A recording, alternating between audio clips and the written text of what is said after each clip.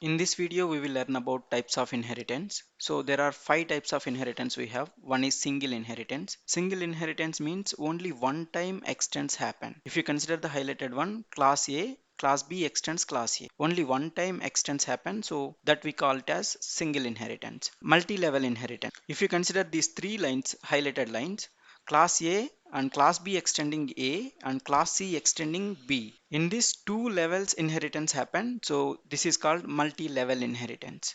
And hierarchical inheritance. In hierarchical inheritance, class A, class B is extending A and C also extending A.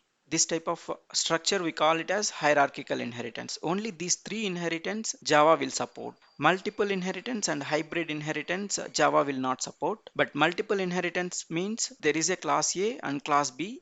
Class C trying to extend class A and class B. So this is called multiple inheritance, but multiple inheritance is not possible in Java. It is giving compilation error here. And hybrid inheritance is something like this also not possible in Java because multiple inheritance is required to achieve hybrid inheritance. So this is also not possible. Hope you understood. Thanks for watching.